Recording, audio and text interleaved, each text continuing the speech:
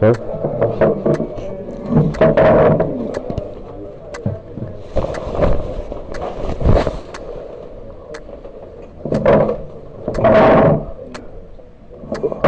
Så er en personnummer. Ja, lige så.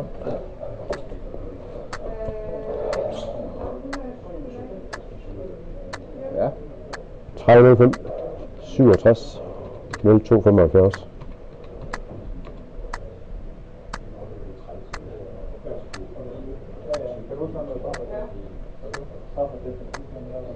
Hvor du er nære? Yes, næringen, ikke nære. Det er ikke noget, du kan bruge det er ikke man gør. Ja, du spørger godt. 52. Så kommer man bare lige så meget, der skal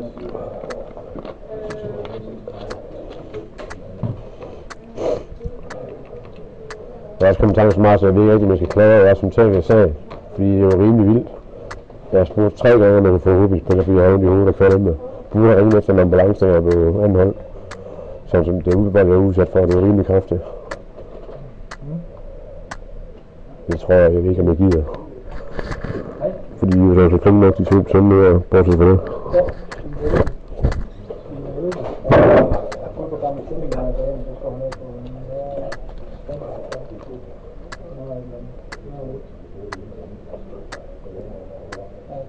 Samme stilling var jeg, så til mere og lidt.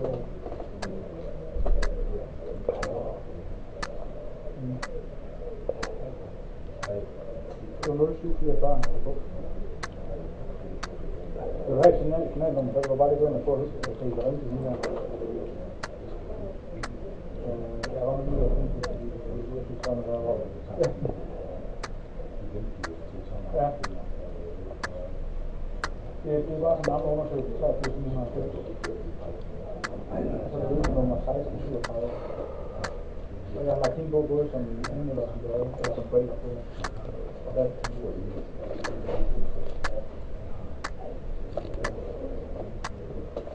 ja. Det er det. Og jeg er også derfor, jeg ringte til den først. Men hvad hedder det? Men hvis nu I kunne ringe her på roligt, så det her lov, de får det et eller andet. Og hun er egentlig ikke, hun er også lidt spillet. Han er lige startet på skolen, men hun tænker på, at hun er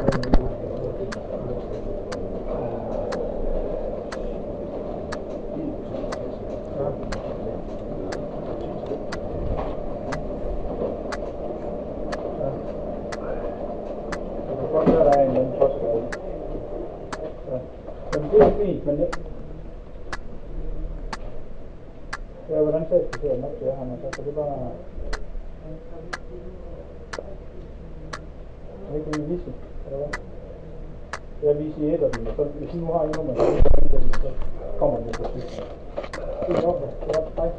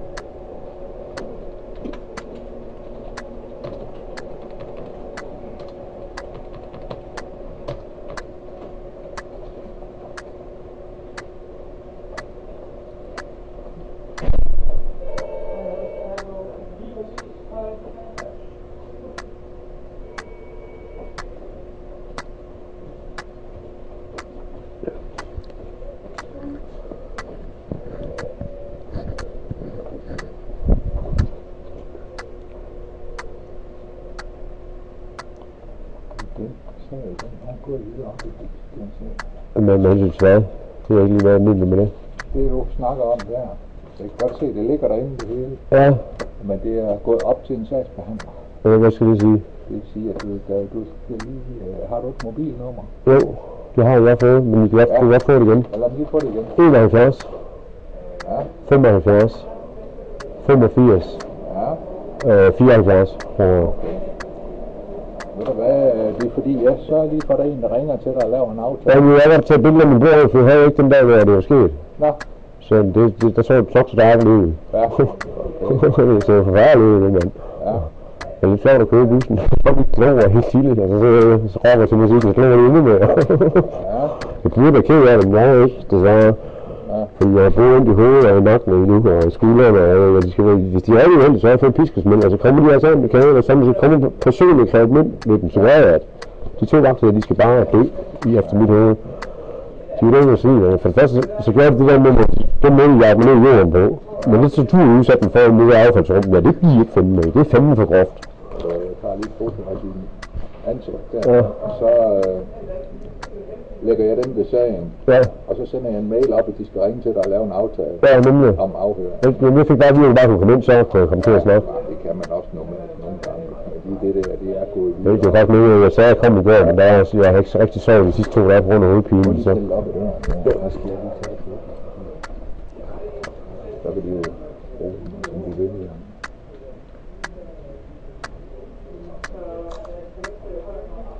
Ja, men.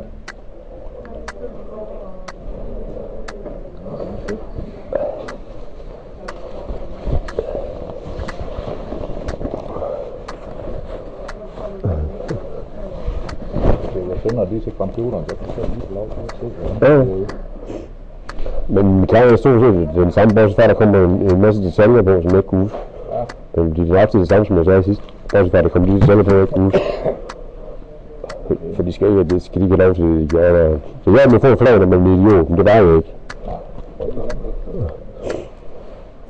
Så kan du se det på det. Jeg har sgu ikke noget med at få en flag, hvis den er retfærdig. Det der, de gjorde, det var fandme ikke retfærdigt. Det var det virkelig ikke. Det var meget forfærdeligt. Det var virkelig så kørt området, så jeg har aldrig været for noget lignende. Selvom jeg har det var rimelig hardt, jeg har ofte været trælsing, ja. Det var vand, jeg siger, det er jeg lavet det med. Det har jo så noget grund til, at jeg gør det ved mig ikke. Det er fordi, jeg er en idiot, og dum. Ja. Nej, det er der jo ikke. Nej, ikke det. Det er det. Nej, jeg har ikke katapulteffekt, jeg kom ned og ud med. Jeg har ikke nogen mulighed for at støtte af eller noget, fordi jeg havde begge navn, og så spærte de benene for fulde skrald på mig, og jeg var så færdig at røgne ned i den granitscene. Det klasse, der gør det, det er med højt, mand. Så jeg var bare heldig for det med mig, og jeg er bygget som jeg er. Jeg er bygget til tæskiver. Jeg er tålig bank for. Og det var det, bare en lidt svag pandeskand, eller en svag nok. De er døde derhjemme, og den natur der. Det er ikke bare valg, det er grovvalg. Jeg synes, særlig færdig karakter, det er lavet.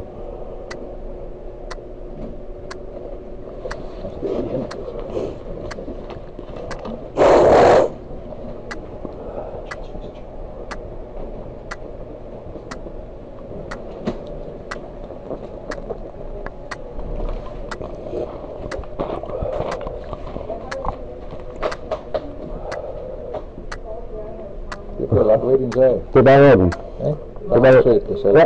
Tak skal du have. Og så ringer de til dig. Det var den. Det var den. Tak skal du have. Hej.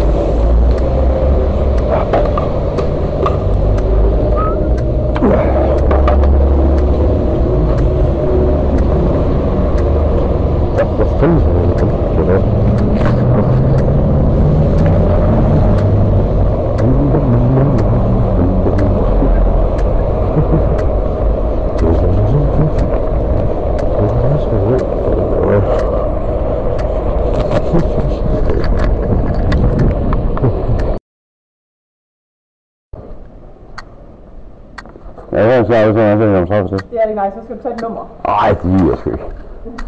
Så er jeg opstillet navnet af, tror jeg. Tak.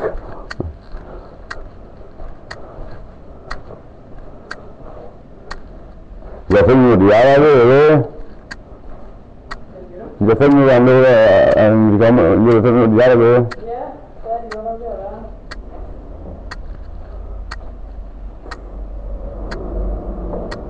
Hej. En pakke til Jan Moesmor. Ja. Jeg tror, han har ferie, men han sagde, at jeg skulle bare komme ned med. Ja, okay. Det er fint. Er det fordi, at der var en anden, der spørger det så allerede? Eller? Nej, det er ham, der sagde, han er det eneste. Jeg havde ikke lige noget til eller noget, det var noget spurgt eller noget, men kan du spørge, hvor han går? Jo, det er nok. Jeg sender en mail til ham. Hej, tak for det. Hej, hvad er det? Ja. Ja. Ja. Vi altid sige pænt goddag. Ja, så er det da. Vi har ikke talt sammen før. Nej. Udover telefonen. Nej. Jeg snakker med Mikkel. Ja. Jeg snakkede med Mikkel, og han sagde, at han ville snakke med dig om han skulle være med til afhængig eller ej. Men der kan forstå på dem ud, at det er som om du forventer, at Mikkel kommer med. Ja, han blev snakket ikke med uden noget før. Nej. Fordi jeg venter med i gerne på, det er simpelthen, det er jo livet, det er det. Det tænker jeg ikke. Nej. Jeg er simpelthen, nej, det er noget som helst, men så prøv at undersøge sagen, ikke? Den måde, de kommer i opførsel på, det er, at det er om genafhængig, og så blev sagt, at det blev kontaktet, så kommer de 6 mand stærkere, og prøver at provokere dem. Nej, jeg giver ikke, jeg går nu, jeg er ikke sådan, nej. Jeg har ikke taget med hele tiden. Jeg havde en aftale med Mikkel. Jeg har sagt til mig, den der forklaring, jeg har givet, som jeg ikke huske, det er heller ikke. Det skal trækkes tilbage, og så har han en håndskreven, jeg skrev samme dag som en, det er en genafhængig, for jeg ser på, for jeg begynder at få huller i gang på grund af det overfald. Ja, det synes jeg også, det er fint, at du har lavet den sted. Fordi hvis det kan hjælpe dig med at holde din hukommelse. Det bliver jeg nødt til. Det er også det rigtigt, ikke? Det beder vi også alle mulige andre om at skrive ned, hvad det er, I husker, fordi det gør det lettere, når I skal skrive ind og vidne i retten. Så det er du godt få gjort det. Ja, altså, så vi skal det overfald. Jeg ringe til Mikkel. Det kan jeg også. Få en snak med ham. Ja, nu skal jeg nok lige prøve at det der. Ja, jeg virkelig gælder over det der foregår. Fordi som du nok kan fornemme, så er jeg også samarbejdsvillig. Jeg gider heller ikke. Det er også normalt, når man laver pæk samarbejde, så de bliver behandlet med pæk. Det er ikke noget til det her. Det synes jeg ikke. Jeg håber, du får et andet opfattelse af mig i hvert fald. Ja, det håber jeg også. Fordi den måde, jeg blev behandlet på, det er sgu ikke, når jeg har bedt en samtale med jer, så vi kommer 6 mand stærke og laver rensagning hjemme med uden dommerkendelse eller noget som helst, og stærkt provokerende smide min kammerat ud og sådan, det vil jeg fandme ikke finde mig. Det er ikke noget, jeg kan... Nej, det ved jeg, det er jeg. Det sag her kan ja, det skal min advokat nok finde ud af. Okay, det ligger ikke den sag her. Nej. Men det han nævnte godt, der var noget omkring... Ja, men jeg synes, det er meget måde kontakten på i år, ja.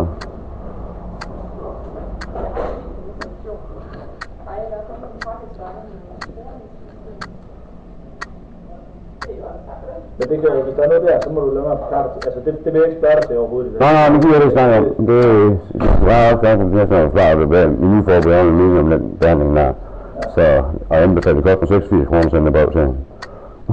Men det er sgu nemt. Nu skulle jeg så lige være med arbejde i opføringen.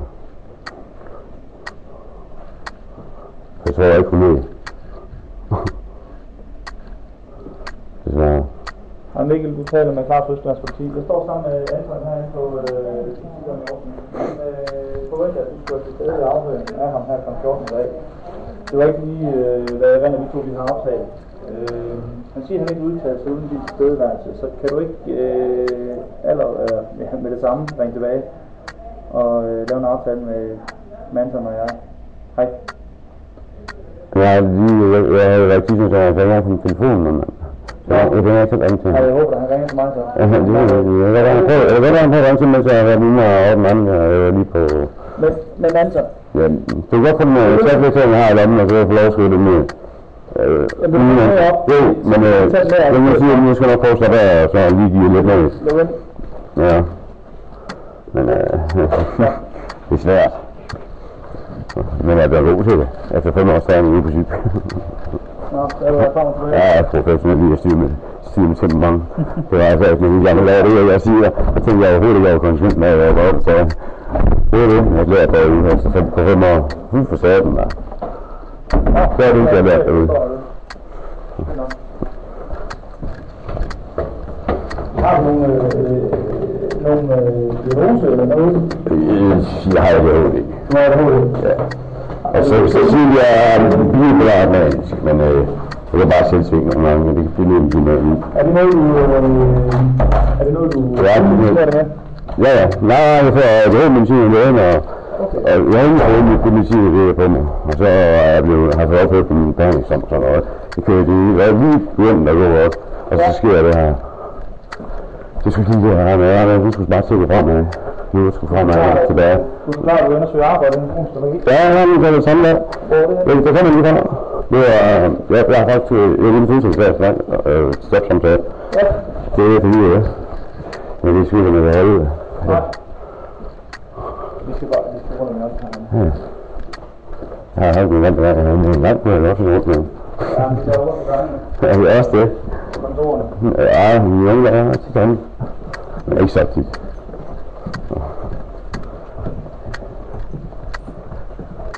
Jeg vil sgu bedst lige snakke med Kjeld Madsen. Han er sgu fin. Nej, han er også gammel. Det er fint til. Så du tager stolen her. Du skal lige sidde og bare vente nok.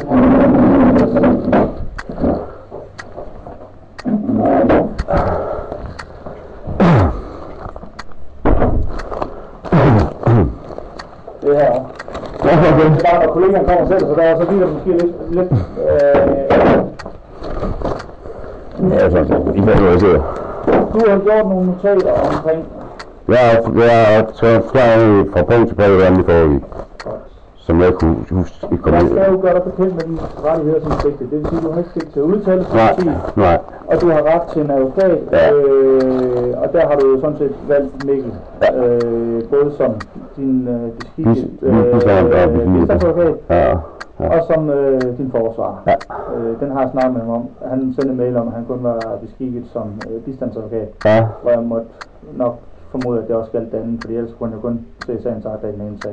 Ja. Og du har nok interesse i at se alle sagens akter. Det skal han i hvert fald. Det er med, at han ikke er til stede under afhøringen. Ja. Det er godt. Så løser vi jo også det problem. Ja. Det er jeg glad for. Fordi ellers så... Jeg er træt af, at de skal blive at tænke på. Ja, det var også lige det, fordi det er bedre at få det afviklet. Ja, så få det ned, det jeg huske. Så det står, som det er sket. På punkt til trække. Der er stadig en tal af noget, som er begyndt, men der er stadig det. Det, du skal forklare dig til i dag, det er jo ikke i forhold til alt det, der sker hjemme med dig med rensningen. Nej, det er kun den sag med det her. Godt. Fordi jeg har selvfølgelig også lavet nogle afhøringer af nogle andre, og der er nogle vidner og sådan lidt af hvert. Så der er jo noget, jeg også gerne vil spørge dig om. Ja. Der må du så svare, om du vil svare på det, eller give til om du vil svare på det. Ja, selvfølgelig. Det er godt. Yes, jamen du fyrer løs, hvad du har fra start til slut. Og så... Skal jeg læse op, eller selv læse? Nej, du læser op. Er du klar til at stå? Jeg får lov. Nu får jeg en fuldstændig forklaring af, hvordan det foregik nøjagtigt. Skal så? Ja. Jeg går glad fra en jobsamtale i Bruns Galleri. Ja. Går ned i Rysgade, kommer forbi en butik, hvor der står stativ udenfor med shorts. Ja. Ja, men det er fordi, det står allerede en gang, så det vil være dumt, at det begynder at skulle. Ja, så bliver jeg tænker, at dum som jeg er, at jeg også kunne bruge på nye shorts til det arbejde, da jeg kun havde et par. Ja. Så er det stadig 2 par, og vi gik videre med at røget. Kom til endnu en butik, der havde shorts udenfor. Det blev jeg stadig 2 par til. Og vi gik videre. Der gik lang tid før, jeg hørte hurtigt tunge skridt bag mig. Ekspedienten når op på siden af mig og spørger mig, om han ikke godt må få sine shorts tilbage, hvor til at smile og svare jo da, og giver ham shortsene. Og går stille videre ned til telefontorvet og ser, der er 50% i 24 sport udsalg. Jeg går ind for at se, om der skulle være, om de skulle have et par shorts. Ja, nu skal jeg stå. Bare tage tid. Ja. Jeg har egentlig ikke ødelægge det der, for det kan... Nej, så er der selvsyn, mand. Så er jeg egentlig op i. Nå, de shorts, jeg har råd til, for de 200 kroner. Jeg står og kigger på deres shorts, og pludselig bliver jeg antastet af en meget opkøbt G4S-vagt, der siger, at jeg skal følge med og salge roligt. Så bliver jeg gå ud af butikken, og den ene af vagten bliver ved med at sige, at jeg skal slappe af, og hvorpå jeg siger hen til ham, at det eneste, der skulle slappe af, var ham. Vi går videre, og jeg tænker, at jeg lige vil løbe en smøg, et par suger af en smøg, inden for jeg regner med, at der går et stykke tid, før jeg kunne komme til at uge igen. Det nogle værk siger så, at det skal jeg overhovedet... Den ene vagt siger så, at jeg overhovedet ikke skal vide. Dertil spørger jeg ham, om hvad der gjorde, at han mente, han skulle bestemme det. Han fik straks bød mund på. Flo cigaretten ned i munden på mig og kvæste den. Og den der Flo i min arm, tror jeg også der er her på den side.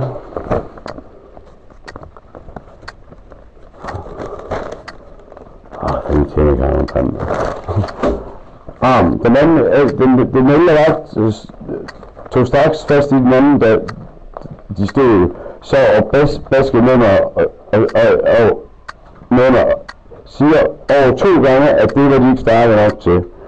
Hele tiden har jeg rettet mit fokus på den unge vagt. Efter anden gang sagde jeg, at det var de ikke stærke nok til at kunne se, at han var ved at gå i panik, og han sparker så på mit knæ.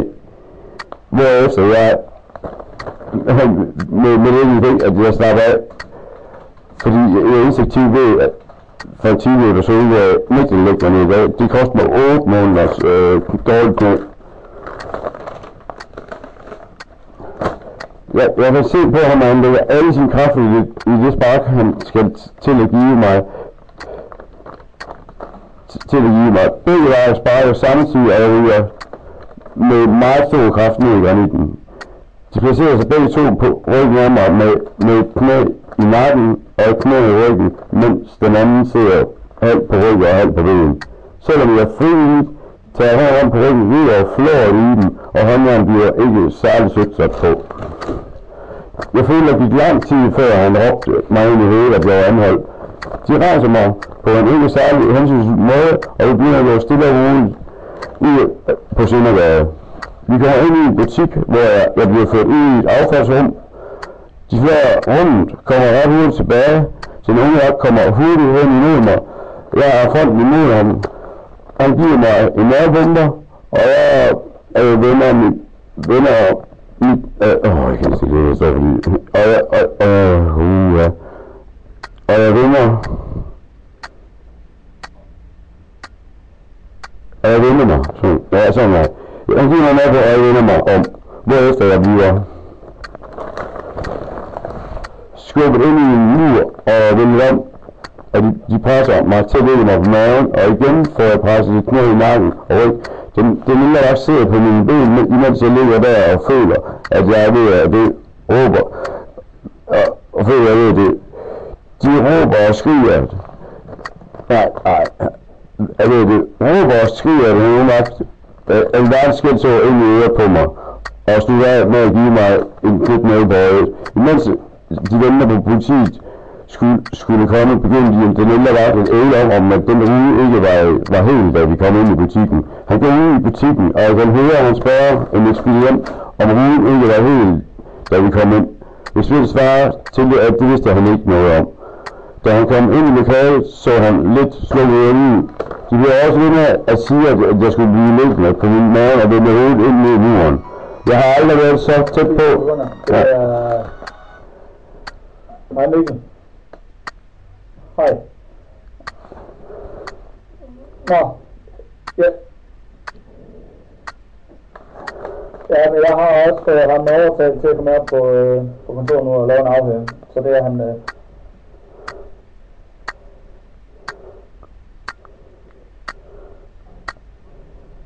Jo. Men det er også det han gør nu. Han sidder og læser op af sine papirer nu her. Så vi tager den stille og roligt. Jeg har sagt, at hvis han ikke gider at lade sig afhænge med, så må han jo sige til. Og så tænker jeg, nu kommer han jo med nogle nye oplysninger i sagen, og så må vi lige få genafhørt. Ja. Så ja, det tager rundt til det. Men jeg får lige en endelig forklaring fra ham, og så må han jo give det til, når det er også. Jo, du ser som advokat af ham. Men skal jeg ikke bare sende, når det hele det er samlet, fordi ellers så bliver det sådan, så får du en halv afhøring, Altså det bliver jo... Nu har jeg endelig fået den fulde forklaring fra ham, eller ved at få den. Og så får vi lavet de genafhøringer, der er af de andre, der har været til stede, og så sender jeg efter det. Det er godt. Yes, vi snakkes ved. Hej. Ja, det er godt. Hej. Ja. Jeg skulle hilse fra mig. Nå, jeg har aldrig været så tæt på, at jeg ville kun trække min 20 pandeskab og 20 mærke for, at jeg ikke enten døde eller blev lam. Det var ikke kun vold, det var tortur af særlig farlige karakterer. Vold og tortur af særlig farlige karakterer. Da politiet kom, begyndte de at begge to af det påstod, at min 12-årige gamle jægerjagt også var stjålet. Det måtte politiet aflyse om, det kunne ikke passe, det var for den tid, jeg arbejdede. Ja, de kunne finde noget meget gammelt, end jeg var. Det var fandme meget, at de så prøvede at sige, at det var satan. Det er lige før, de har fået rødt sammen. Hvis vi tager den fra, hvor du står inde i butikken, tyveriforholdene, det har jo et kæmpe udsted, så det giver vi ikke. En baglefald, det fik jeg, en vej fra tunnelen. Nej, fra Skov 24. Nå ja. Fordi de andre har jo sådan set erkendt, at du har stjålet de ting der. Ja, det skal jeg, det må jeg ikke erkende, det er jo jo. Jeg skal aldrig lave sådan noget. Jeg skal finde frem. Du skriver, at du bliver konfronteret af en ung og meget ophidset. Vagt, ja. Det er 4 år sagt. Var der kun ham på det tidspunkt? Nej, jeg blev begge to. Den gamle ende var så holdt på baggrunden. Den var også bagved. Jeg var helt glad for ham, men jeg var klar. Tænkt. Ingen. Der er jo så afvendt til fokuseret som her. Som der med dem skal jeg være lige blevet tilkaldt for. Er det dejligt, at det er en butik? Hvordan er du i den her situation? Er du... Jeg er fuldstændig stille og roligt. Stille og roligt med dem. Ja. Ingen ballade også med. Den skulle vide, hvad der er en skide butikstøde, og så sådan noget dumt med der. Det er jo ikke... For fanden... Det er selvfølgelig rent, at man får bare en skide bøde, mand. Gamle er måske nok. Jeg har ikke været tænkt om.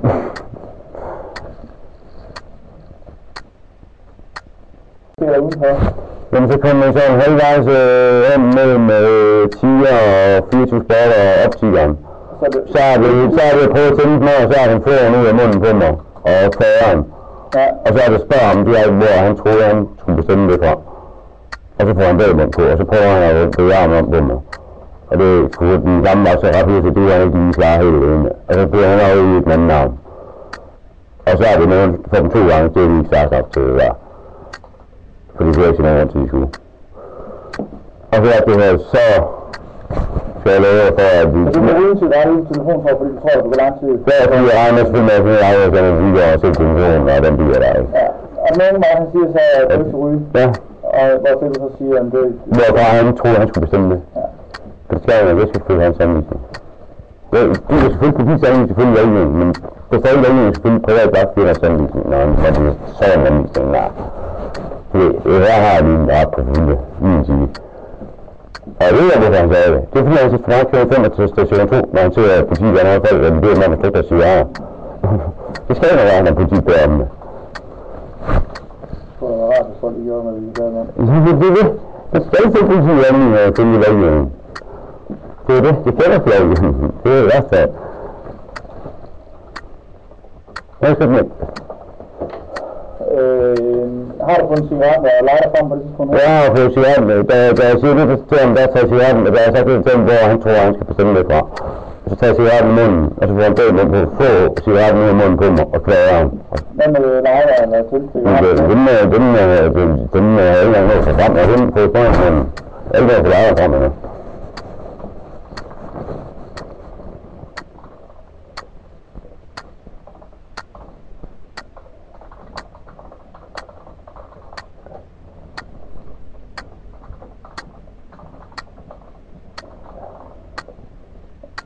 Har du fanden, der har haft hænderne i lommen og opholdt eller opbevaret den i lommen? Du er ved med at opbevare den i lommen? Nej, jeg tog kun min cigaretten her, og så tog jeg den munden, og så var han slut, og så sagde jeg til ham, at jeg tog den ned i munden. Jeg skulle se til gangen med, så den leger eller sådan. Så jeg ved dem, det må det være sådan rigtigt. Nej, jeg tager ned totalt stille og roligt, og gør alt for at jeg bruger dem. Som jeg normalt har gjort, men det har jeg været, det skal man ikke. Hvis man kommer videre i livet. Så jeg skal tænke om, hvad man laver. Så ikke var smart, at jeg skal det var en gang, men det var bare dumhed. Det er dumhed. Det var ikke gjort, med at begynde for den opførsel, ja. Det er sgu ikke nok tid. Ja, men man får flere gange fortjener. Jeg sætter ikke til det der.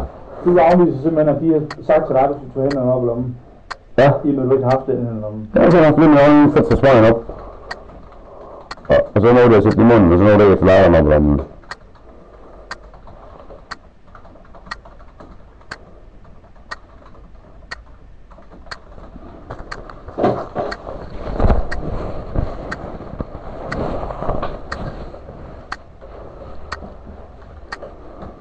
Hvad sker der så, da du ikke...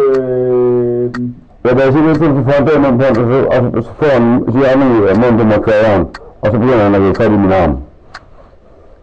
Og det giver sig ikke, ja, han gør. Og det gør de gamle sagt til at se, at han ikke vil til det der, og så kommer han til med sammen og tager fat i den anden, og så prøver begge to med for alle deres kræfter at prøve at hive om på ryggen. Så jeg står jo sådan her, med fuld, hvor de bruger alle deres kræfter fremadrettet, og så sparker de benene væk på mig. For fuld skrald, det er ikke sjovt. Der er ingen chance for at tage fra på nogen måde.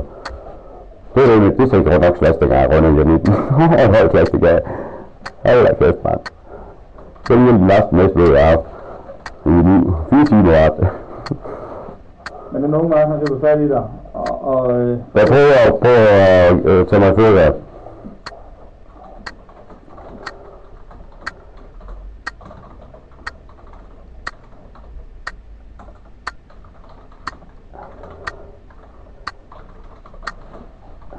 Så siger du til ham, det kan godt... Nej, så sagde jeg, den gamle Elgervagt, han godt kan se, at den situation er ikke helt under kontrol, så han tager fat i min anden arm.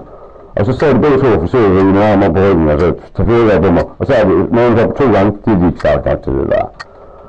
Og så får de der først bødt nogen på. Og så er de bare ben med på mig samtidig med, at jeg alle deres kræfter fremadrettet på min arm. Og så den ben bliver høvet væk på den, med den kraft, de bliver høvet væk med det er en start med jorden, det kan jeg godt, men jeg aldrig prøvet, at jeg kommer til jorden i jorden. Det er vildt. Det er vildt, stemt, jeg har lavet, tror jeg. Så der er en lidt svær en person, om vi skulle døde den behandling her. Så jeg skal svære på den skæld. Så er jeg så heldigvis ikke.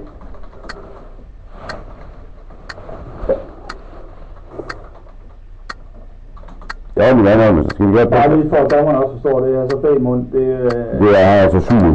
Det er så rigtig syg ud. Ja, det er det, han folk siger, at syg ud. Ja, han bliver meget syg over den med nakken her.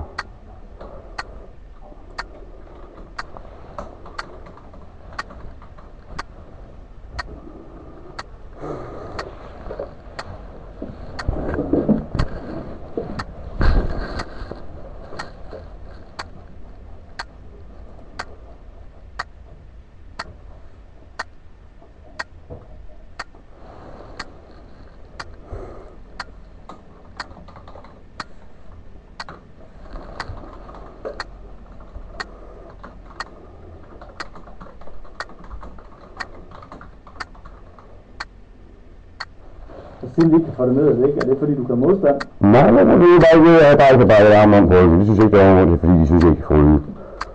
Hvis de lige har sagt, at vi anholder dig, du skal have håndjern på, så jeg gør det frivillige.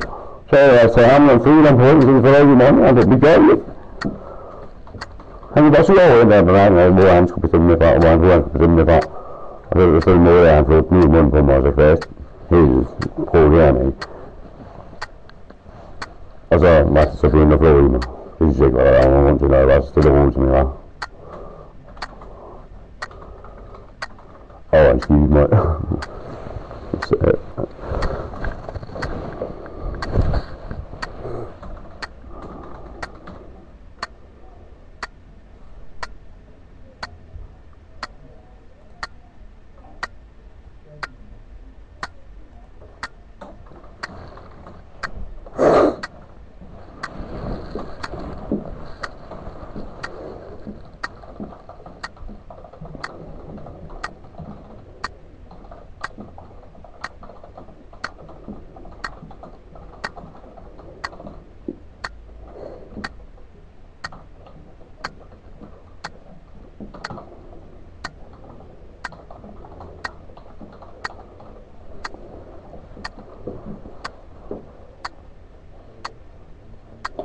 de så ikke kan få det ned at ligge.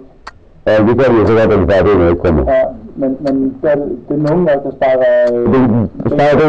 Det er nok sparet første gang, så er det startet, fordi jeg har prøvet en gang, ikke? Men de kan også med åbne i dag, så jeg startede af instinktivt. Og så sparede de begge to på samme side anden gang, og han lavede bare alle sine kræfter i. Jamen, det er nogen. Og bare siger, at han er på fuld skrald. Det er helt, det er bare katapulteffekt helt vildt. Det er fandme vildt. Så jeg er med på at flade mig. Det er fandme ikke noget, jeg det synes jeg ikke. Hvis man er miljø, så skal man have flade det i år. Men så er det ikke nok flade over. Så er jeg jo med. Så skulle jeg retfærdigt, der foregår. Jeg skulle altid tage en straf på den her, eller uden med klager.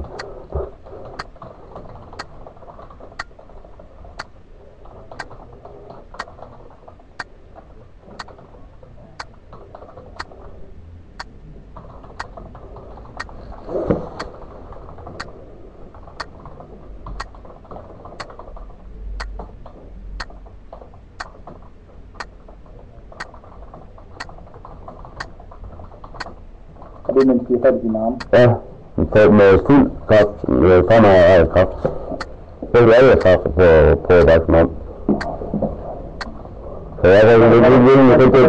Der falder du ned med hovedet først, hvad? Ja, så sagde man, jeg hører lige ned på fanden, og det er det noget. Det er stærkt, det er nok kun til gav. Det er sådan noget ting. Nej, jeg tænkte igen. Det gør jo meget. Det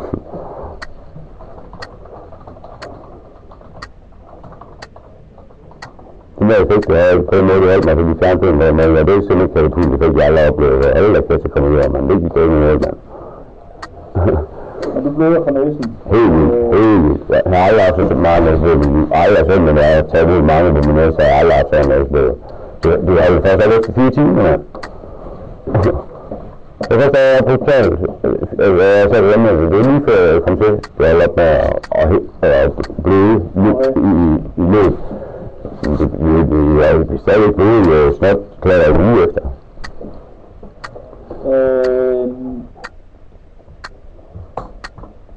De tager med videre derfra? Jamen, de sidder så oven på mig på ryggen. Jeg har haft nogen med knæ i nakken af mig, og så har jeg knæet min skulderblad, og den ældre, han sidder på min ben. Og så giver de mig på en ikke særlig sød måde. Og så råber de mig med det ude af og det er mig. Op til ham sådan. Skulle jeg nok have sagt før, han begyndte på det der. Jeg ved ikke, hvorfor han skulle råbe det om alt. Der er ingen mennesker, mand. Det første næste så, man der var med sådan noget, en gammel eller kæft, hun cyklede i morgen, så der det er ikke ud, mand. Kæft, det blev ikke, mand. Det er ikke, det er jo sådan, ja.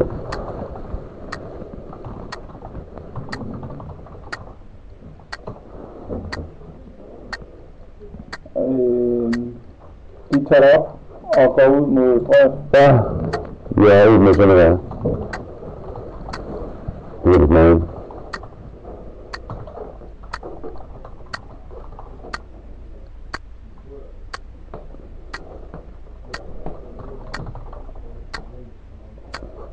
Og hvordan, hvor tager de den der? Jeg stiller ud af det før, så følger den i affaldsrummet i en butik. Okay. Inden vi kommer derind, så skal jeg høre til en episode, hvor du spiller på... Ja, det er på. Jeg har måske ikke spillet den der løber, eller sådan en næsten fri for blod, og så når man skal klemme op i muren, at de er armer inde i det rum der. Ja. Det skal jeg ikke kunne sige, at der kommer noget på, om jeg ikke spillet altså. Nej. Der er de to ret, der har forklaret, begge to, at du har spillet på, men det er afgjort gjort. Ja. Det er sgu. Det er ikke det faktisk, at jeg spiller på, at jeg er en dør og har haft, og løber ned i gulvet, men det er affalds rum der. Der er det jo ikke. Jeg er lige ved til at være sådan et spiller, fordi der er min ærlighed, den er det over antallet lejlighed. Det skal jeg ikke sige. Ja, det. Og roligt ret til det. Det håber jeg, at jeg tager for grundigt til, men det har vi jo nok ikke, for det er mig, der er den valgte i den der mente. Så det er mig, der er anklaget. Det er faktisk en anklaget, ja. Det er en anden. Fordi vi også forsøger ikke lære heller den forklaring af det.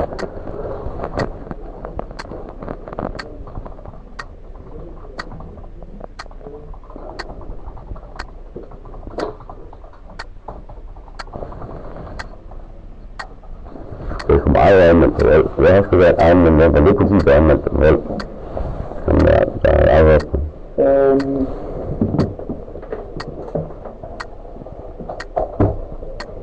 skal lige se, hvad du har forklaret til det her.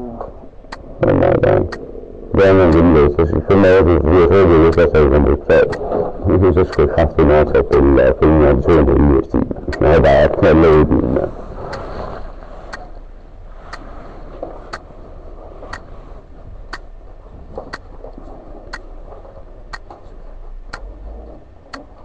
Så det er jo færgen.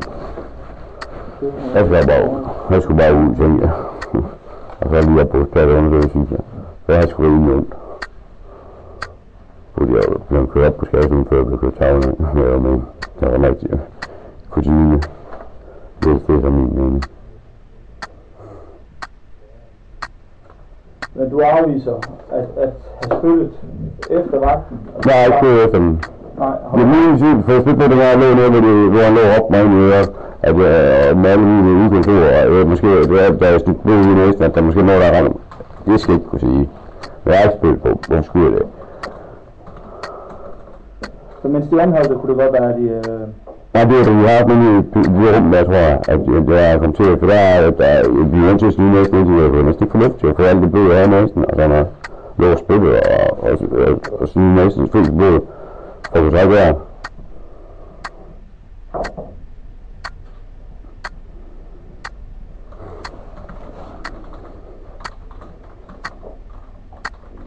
Kan du huske, hvad det er for en butik? Ja, det er en butik, der er sådan sammen, ja. Batoner. Jeg tror, der er mange af de tyske mænd der. Der er ingen, og der er ingen, der hedder det. Det er bare lov, hvad der er derinde. Jeg ved ikke, at der er mange af dem. Jeg er en af dem, der er det. Jeg synes ikke lige, at det er den. Hvis jeg er en miljø, så er det helt andet. Men du siger, at du har ikke spillet på dem på dagen. Nej.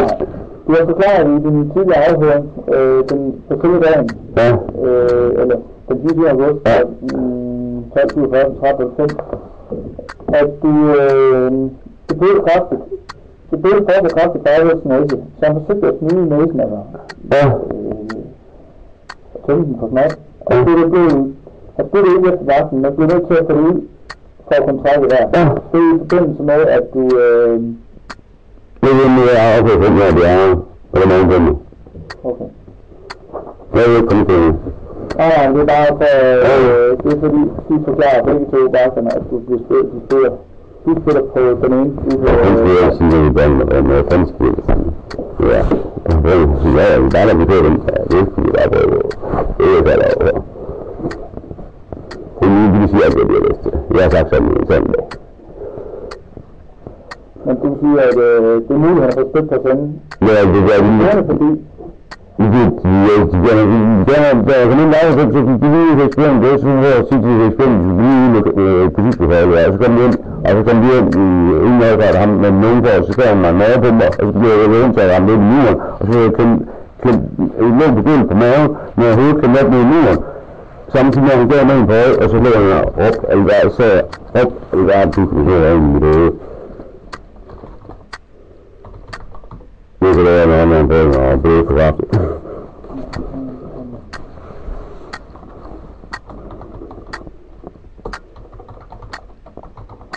Men det er på ingen måde, der som jeg så det, så er det ikke været tilsigtet, at du kunne... Jeg skulle lave en lidt færdig. Så jeg lavede, at jeg har den i hvert fald. Han er helt nede. Han skulle have åbnet lige endnu her.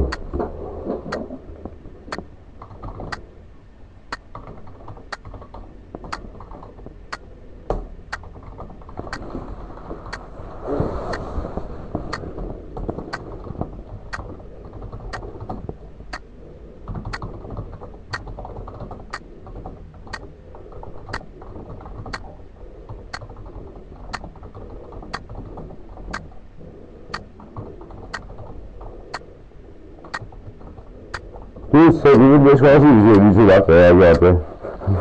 Det er min mand, det der. Jeg har sat mig på alle mulige land, i stedet for at smide i mand. Jeg sagde, den der så en dag, fordi det er for bare for at risikere et job, bare for at risikere sit job på grund af mig. Og så sagde jeg undskyld til mig, fordi jeg sagde, det skulle jeg ikke sagt. Det skal man bare sætte for nu, at han var for dum. Det var det ikke.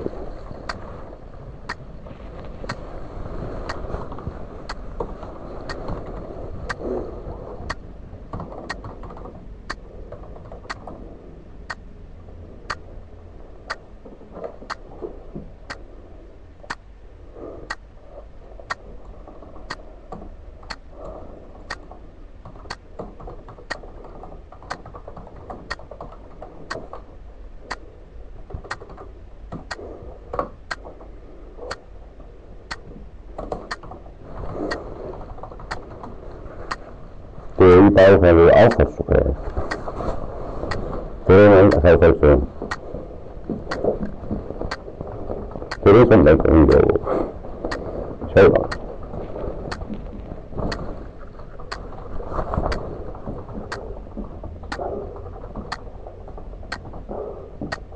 Jamen, jeg har ikke været inde, når vi så inde på huset, der er meget. Der er den der hus, der er der en, der er meget nu. Og en helt velkommen spørger, ganske mange gange. Så vi kan til eksperter. Var den der ikke helt velkommen? Det vidste ikke, der var start, det var lige hus. Det er ikke lige for det snart til at lige. Så prøver jeg bare, før jeg fik det på mig, at jeg smager der skruer, som var smager af det. For fanden, at jeg lige kort på de to vagter, jeg fundet, at de er dumme, der er ret kraftigt.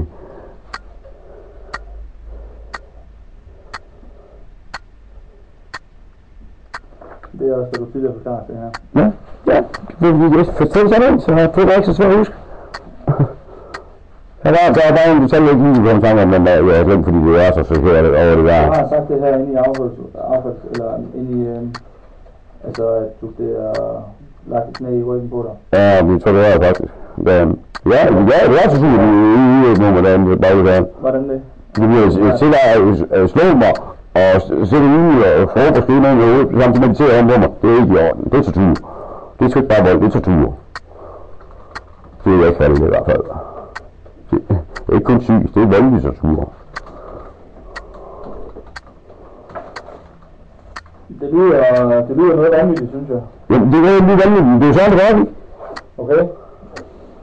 Hvordan kan det være, at så, altså at de slår i maven, at det ikke er nævnt i en tidlig forklaring? For jeg kan huske alt det samme, jeg kan huske det, de kører videre jo. Okay. Og jeg kan huske, hvordan det er for helvede, man er totalt forkert af at fortælle den det, det tænkte bare på, hvordan det er, telefonen er åben, fordi man er den der, det er der tider. Kører ind og hele tiden, det er der. Har det ingen skidt. Men jeg har gået 3 gange på den åben, fordi jeg har kørt med åben, så er det ikke skidt, der skal ikke være der. Så jeg fik de ved, at vi ville finde ud af, at det kom op der. Men jeg er ikke helt skidt. Det sagde dem der, at jeg ikke huske alle detaljer, fordi jeg er så her. Det sagde sådan, det blev jo nævnt i mere end der. Men som sagt, jeg ikke genlæst, men der var en prøve, jeg tror, så blev jeg løftet. Så blev jeg løftet helt før. Men så skulle jeg så lige turen ind på vejen. Så jeg lige færdig med, jeg skal ikke genlæst, men jeg sagde noget.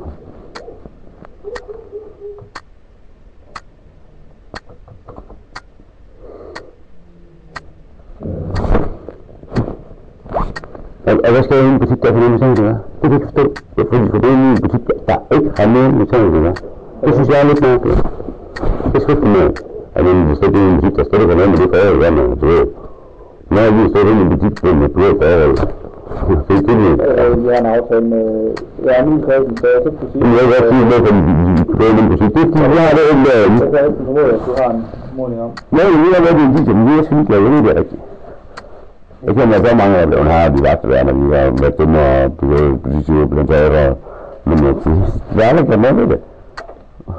Fordi det er svære mennesker, der ikke kan finde ud af at forstå mig. Jeg har sulthåndtaget. Tvivl man er sådan over for andre mennesker, det er sådan en fanden man er. Så synes jeg, at det er ikke en opførsel. Men så skulle behandle folk med respekt. Jeg skal lige forstå, hvad er det præcis, der gør, at du mener, at du er blevet tortureret? At de ser an på mig og slår mig i hovedet. Så simpelthen de råber mig i hovedet. Han råber mig i hovedet, der er nogen der. Hvordan slår han den i hovedet? Man ser om på mig overhovedet, så får jeg bare svær ind i siden overhovedet. Men så ligger der. Med en knyttet næve? Ja. Og hvor mange slag får du? Jamen, jeg har kun de tog mig på mig, og så fik jeg slag, da jeg fik sådan fordi... En mad på mig? Ja, en mad på mig. Der kommer ikke med. Det er jo snart med ekspedienterne. Og så bliver der rundt, så rundt begynder at løbe på maven. Og så sidder de om på mig, og så råber de med i hovedet, og så giver han mig en serv. Ham på nogen.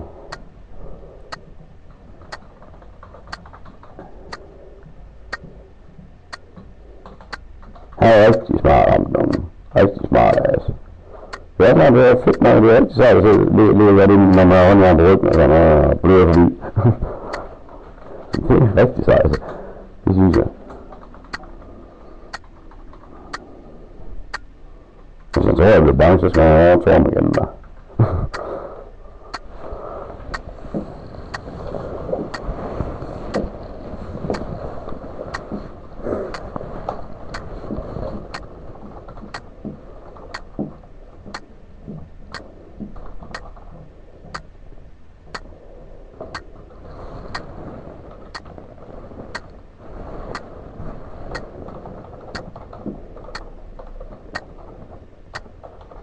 Hvor du er henne? Jeg ved mig her, og ramt sådan halv på svinden. Og det er Kornsvær.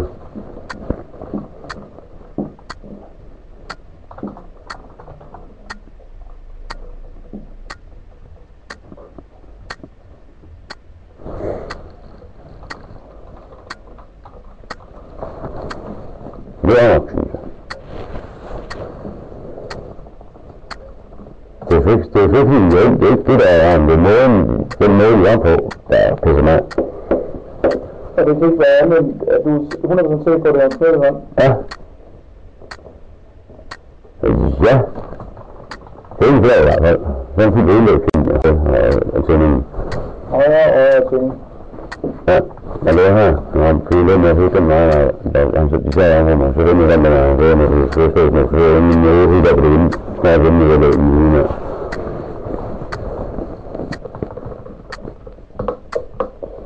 Afleverer han det for at aflevering har ikke bevidst spillet efter vagten og fastholdt tidligere forklaring.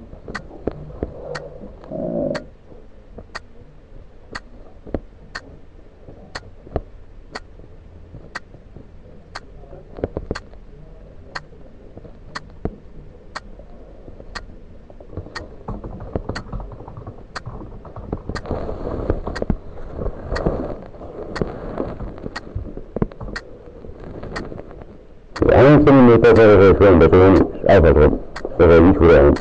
Det er også noget, jeg er svar på. Og jeg er svar på. Det er meget interessant, tror jeg. Det svarer ikke om det. Det tror jeg, du får noget svar på. Det tror jeg ikke, det er noget svar på, fordi det vil ikke svare på. Hvis jeg skal ærlig, så vil ikke svare på.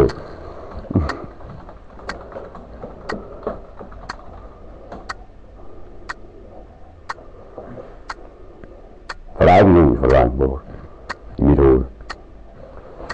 Det vil ikke være, det er betonet i ejer af flere butikker. Det er også skidt, ja, men det er ikke normalt, men så er det en butik, der er overhovedet ikke noget med det forhold, der man gør. I et affaldsrum, og det er ikke normalt kutyme, det synes jeg ikke. Det skulle være til den totale idioter og stofpåbud og skidefylder og skaffer som miljø, som de gælder og flade. Det er ikke pisse, det er ikke flade derovre, mand. Jeg har bare taget imod med det. Det der ved fandme ikke i orden. Det var det altså ikke. Og jeg skulle ikke en piveskid. Det er det både. Jeg ved ikke, når man får en færdigblad, så er det det. Så man skulle fortjene, hvis det er retfærdigt. Hvis man er et fjol. Og det har jeg sgu tit været. Og jeg har tit fået en bad fordi jeg er et fjol. Men jeg skulle aldrig vælge dem. For jeg har fortjent den blad, jeg har fået. Sådan det. Så kigger på en så jeg kan tog lige der stemme her, han skal faktisk ikke have. Så kunne man forsøge at være med følge, fordi jeg er så jeg har jo for meget, så men jeg ikke for meget, så det er ikke stemme, så er man større, stammer, og så bedre stammer. Så det. Men det, jeg skal også sige på en anden ting, det har jeg. Og jeg har aldrig begynder at sagt, jeg tror 3 gange nu af filmslagsmål, resten af hvem jeg ved, det bliver en kammerat, og starte lært. Så man skal være ude af Adam Philippe på gange sig. Det er så betydet, det er så træt af. Vel, jeg er ikke til i hvert fald. Det synes jeg, det er lidt af hvis jeg ikke har oplevet, at det der i skole i anden klasse, så stod jeg der meget så 2 betydelige, jeg har bare hele foran. Så på vejen på skolen, så kom der en pige, og så fik hun bare en hardt med lige på næsen. Så hun stod, det var sådan noget tykt, lille flyge, tykt flyge. Hold kæft, jeg troede, hun skulle dø, men så der har jeg ikke stået uden for nogen. Hvis jeg ikke havde oplevet det der, så havde jeg været i faren for længe siden. Det blev næste ved, det at jeg stod på nogen uden grund. Ja. Det er det egentlig en lille oplevelse. Jeg troede, hun skulle dø. Det er slet meget, jeg sagde. Jeg skulle lige normalt være weekend med folk, de lå og sprøjte, det er der fuldkommen ligeglad med. Men helt slet ikke blev. Hold kæft, det blev rejt, mand. Det er fandme det, det er en rigtig oplevelse. Jeg siger, samtidig det her. Ja.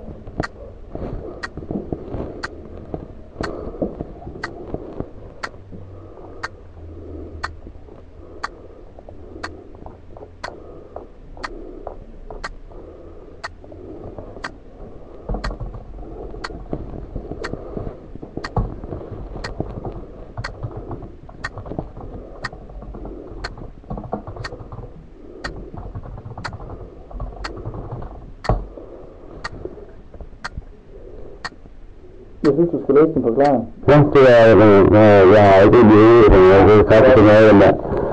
Vi får kigge på, hvad det er. Så får vi i hvert fald imødekommet de misforståelser, der eventuelt kunne være, men der er mig nu her, i forhold til, men også så slipper vi for dig ind igen. Og som du selv kan håbe det i hvert fald. Jeg var blevet frugt over, at vi kommer ind og beder igen over, og så får I at blive kontaktet af sagsmanden, der har fået sagen højere op i systemet. Og så kommer de og laver det der over mig. Der bliver jeg pissed off. Det er ikke i orden op først. Nej, det er ikke noget med hinanden. Nej, det er ikke noget. Når der bliver sagt til mig, at vi bliver kontaktet af dig, eller sagsmanden, jeg ikke det er dig. Og så sker det der. Det er fandme ikke normalt i mit hoved. Det er meget, som jeg har kontakt med, synes jeg. Hun har altså ikke blevet kontaktet med den sagsmanden, der er. Jeg er klar over, hvordan vores sagen lå, eller et eller andet, det kan du sige. Det er fuldstændig ligeglad. Det er bare faldt til min mente. De kan komme hjem og gøre det samme igen. Jeg får lige så meget effekt, men næste gang kommer man der, man kan gøre på den måde. I forhold til teori, så har du til at stadig erkender. Ja, selvfølgelig. I forhold til volden mod magten. Det er den måde at kunne den, det er overhovedet ikke gjort. Ønsker du, du ved godt, at du har pligt til at, ikke har pligt til at... Ingen nej, det er egentlig sige, at du har mulighed for at genlæse, men du har ikke pligt til at underskrive den. Ja. Det er bare lige til at formalisere, Jon. Det er... I forhold til volden, der er der jo modstridende forklaringer, og i og med, man ikke kender,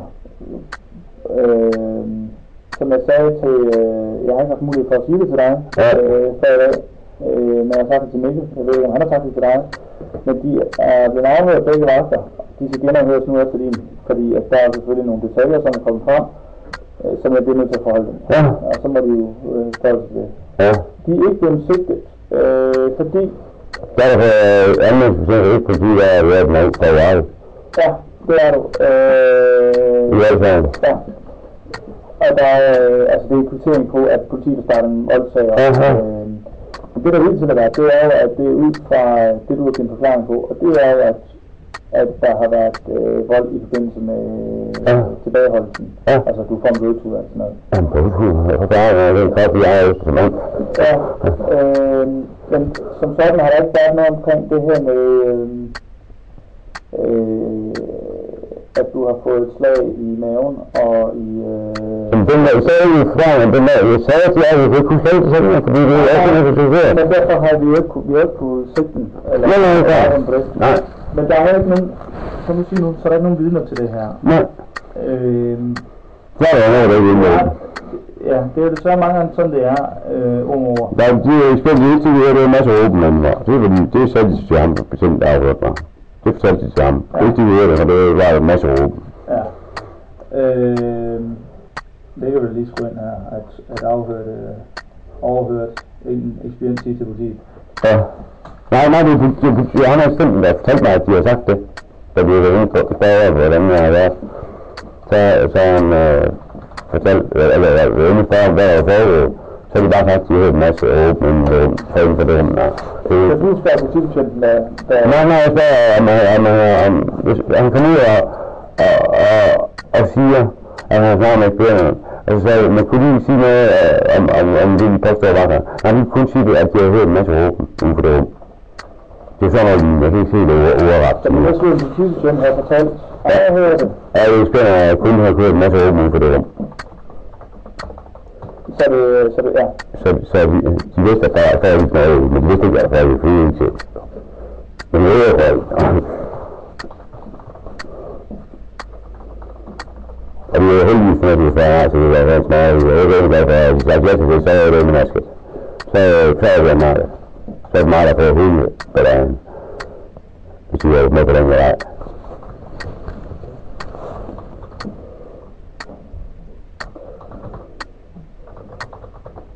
Men han nævnte ikke noget omkring noget med vold. Altså, at de havde hørt det. Nej, men de sagde, at de kunne have en masse åben. Høj åben.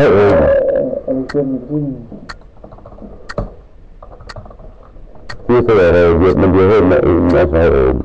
At der er blevet høj åben på affaldsrummet. Ja.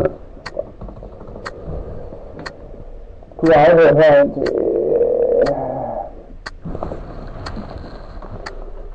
teori efter straffelovens paragraf 276, jævnfør paragraf 287, stykke 1 ved den 24. august 2015 kl. 10.50 i Solid, Søndergade.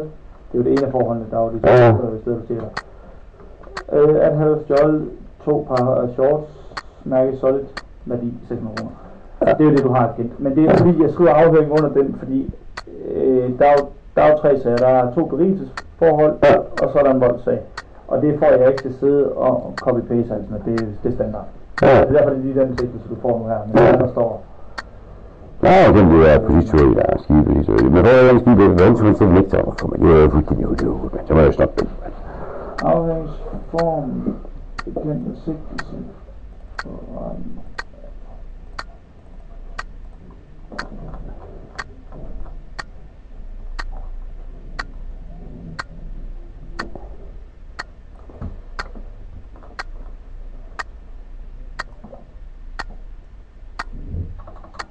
og du kender jo teoriforholdet. Ja, selvfølgelig. Det er for ikke noget, jeg vil løbe fra. Nej. Det er svært dumt, ikke så. Sådan skal jeg snakke dumt. Jeg har aldrig været kategorisk snægt. Aldrig. Jeg har altid lagt kortet på bordet, når jeg skulle. Godt.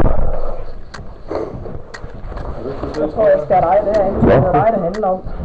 Ja. Ja, du er det.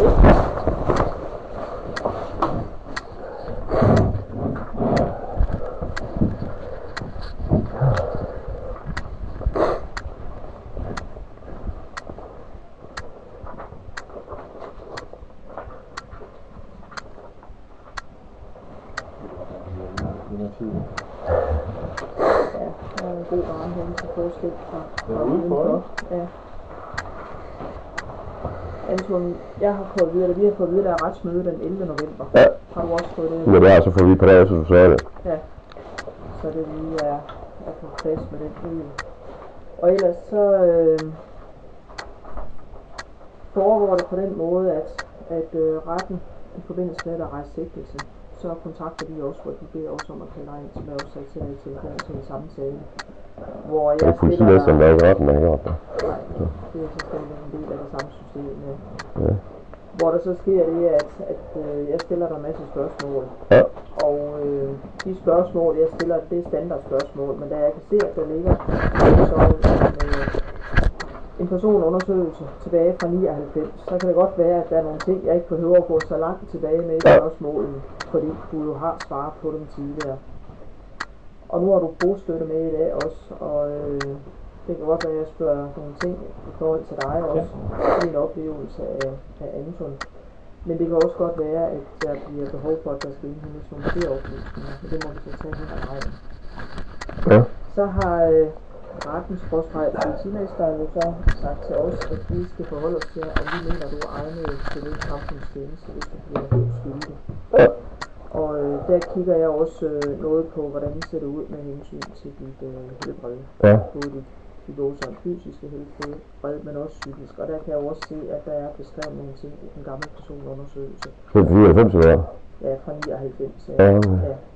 Så igen kan man sige, afhængig af, hvordan dit helbred det ser ud i dag. Og det kan så godt være, at jeg skal have nogle supplerende oplysninger omkring dit helbred også, men det må vi så tage hen ad vejen. Ja, men sådan en start, hvor hører du til, og hvem er din chef, sådan noget, for vi åbner ekstern medarbejder, jeg fatter ikke det her, det her overhovedet. Det er undrer mig lidt. At fordi Altså, da jeg kom der, så kendte de da ikke, sagde hun. Altså, jeg ved ikke, hvem du har spurgt. Hvad bliver det hende, der står ude til daglig, jeg tror? Nej, der er lige startet en ny medarbejder derude. Ja. Hvis du har spurgt Pia, der sidder derude. Ja, okay. Ja, den anden, der sidder derude.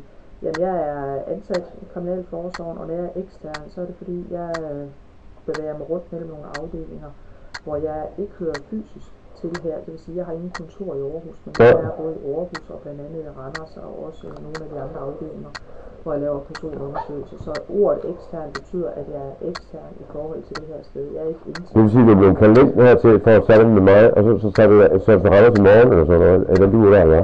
Ikke at jeg er kaldt ind. Altså, vi går via det samme system som alle medarbejdere. Ja, okay. Jeg er simpelthen for meget af det. Hvorfor skal vi kalde nogle eksterne medarbejdere for at sætte med her, når vi har masser af medarbejdere, der kan så ikke? Der er undrer mig, jeg undrer mig. Ja, det er fordi, der er nogle medarbejdere, der har noget at gøre med dem, der har fodlænke på, og nogle medarbejdere har noget at gøre med dem, der er ude. Og jeg havde den 24. april, der fik jeg ophævet en nærhedsdom, hvor jeg havde tilknyttet en tilsynsførende herfra, indtil det var ophævet. Hvorfor ikke den? Altså, det fortsætter der. Ja, fordi hun alene har det arbejde, eller hvis det var, jeg går fra, der var en pige. Altså, jeg kan ikke huske, om det var, og det er lidt den nye, der kommer med der. Men dem, der har tilsyn, det er deres arbejde hos kriminalforsorgen. Det er at have tilsyn. Mit arbejde hos kriminalforsorgen. Jeg vurderer med at begrænse for samfundet til fodlænge. Ja, okay. Jamen, så er det fint. Så er det fint. Okay. Så det er det handler om med at... Ja, det blev sgu bare lidt mærkeligt, fordi da jeg ringte rigtig min kone, at de kunne ikke stille mig op til, du var ikke, at du ikke stod med mig. Okay, det er da helt sjovt. Men det ville jo være det samme, hvis jeg stadigvæk var her i huset, og... Ja, det undrede mig meget, at de sagde, at du kørte til her, ikke? Og det er jo, jeg har for meget fantasi, sådan det. Men jeg vil jo heller ikke tage min mobiltelefon, hvis den ringer lige nu, når jeg sidder og snakker. Nej, det er klart. Det er klart. Ja. Så man kan ikke regne med, at man ikke tager. Du kan nok heller ikke ringe til din bostøtteperson. Nej, det er bare fordi, jeg skulle have en ny tid af det her, ikke? Ja. Så vi prøver at tage de her ting. Jeg læser det. Du kender du til det med at være i samfundstjeneste? Jeg har aldrig prøvet det her, jeg kunne have fængselsbehandling, som meget gerne kan få sig til for alt andet. Ja. Det er jo så det, at det hele det må vise, om det er den vej. Jeg skal ikke dømme for noget vold, for jeg har ikke begået vold. Altså, det kan du ikke gå for. Nej, det er okay. Ja. Anton, også den dag, hvor du ringede, der var du også sådan... Ja, det er fordi, jeg synes, det er helt forrygt det her. Jeg føler mig rigtig ud fra at behandle det. Mange af dem bruger vold ved, og så sker det her for helvede. Uanset om det er vold eller tyveri, eller det er at køre uden kørekort, eller at køre bil og har drukket eller taget stoffer. Uanset hvad det er, så er det den samme procedure. Altså, jeg har aldrig hørt om, at man kommer ind til samfundstjeneste for en butikstyveri. Det har jeg aldrig hørt om. Det kan maks ud af sin bøde i mit øje. Det er jo så også det, som vi snakker om i telefonen. Det er dommeren. Det er hvem, der tager beslutninger om. For det første, om du er skyldig, det er du sigtet for. Det næste det er, hvad er det så for en dom, der følger med, hvis du er skyldig. Så det kan godt være, at det er en ting situation. Det kan godt være, hvis jeg for eksempel skriver, at jeg mener, du er egen til samfundstjeneste. Det er ikke det samme som at sige, at nej, jeg får et strafret, det er for... Det er stadigvæk dommeren, der gør. Men det kan også være, at dommeren han siger, jamen med det psykiske helbred, du har, så tror han ikke på, eller retten tror ikke på, at du kan udføre samfundstjeneste. Og så kan det godt være, at det bliver noget mere behandling.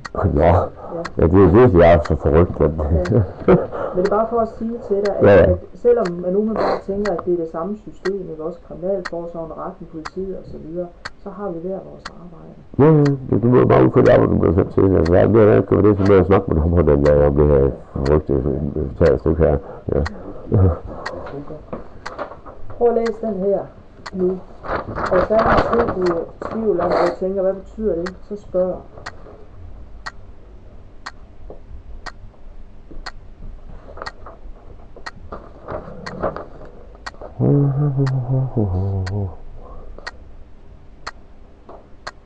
Kan du ikke skrive din kontakt på sådan her?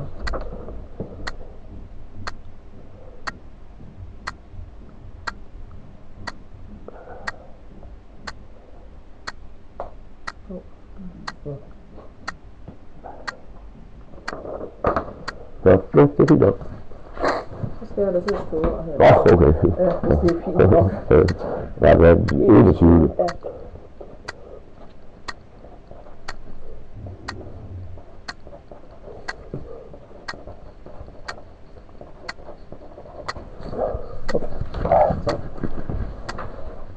Den her, det er den, der kommer fra politiet. De siger til os, at vi skal forholde os til det omkring samfundssystemet. Ja. Så det er derfor, den her, den er der. Du får den der med. Så kan du læse lidt mere om, hvad det er, og I kan snakke om det også. Jamen, det er sgu ikke meget sige, det er jo hvad du får.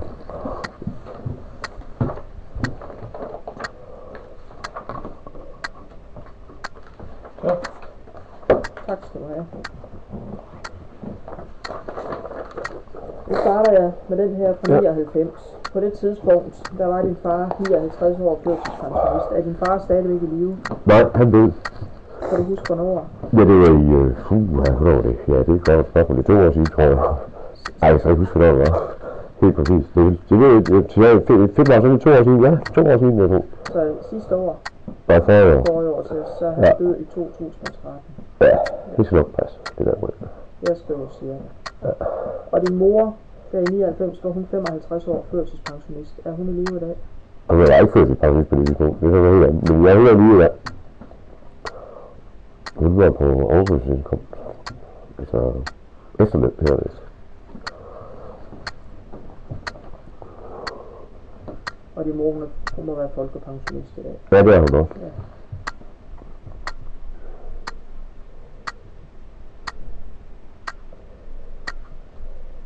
Og så har du i vores øjne her står, at der er en ældre personundersøgelse fra 86, hvor der står, at du er opvokset i hjem som nummer 3 af 3 søskende. Og at du, dengang du var 4 år, der blev du første gang anbragt på julemærkehjem af børneværnet. Nej, jeg tror ikke, det er børneværnet, der gjorde. Det er jo nok det sociale system, der gjorde. Men det er ikke så rigtig svært at blive børneværnet, men mor er alene, der bestemte det. Og der har du har været på julemærkehjem og helsehjem, det har du været sådan 3 gange. Helsehjem, det er sådan en institution. Jeg har været på julemærkehjem 2 gange, jeg har på institutionen mange gange i mit liv. Ja. Men det her, det er sådan i vores hånd, før du blev 18 år. Jamen, der har været mange flere institutioner i min billede, før jeg blev 18. Ja. Så helsehjem, det er bare det sidste sted, jeg var. Ja. Og så står der, at du også har været anbragt i familiepleje nogle forskellige steder. Kun et sted. Og der står så 2 steder her. Og det passer ikke. Nej. Det er kun et sted, fordi det er en institution inde i Musikprogrammet i Aarhus. Ja.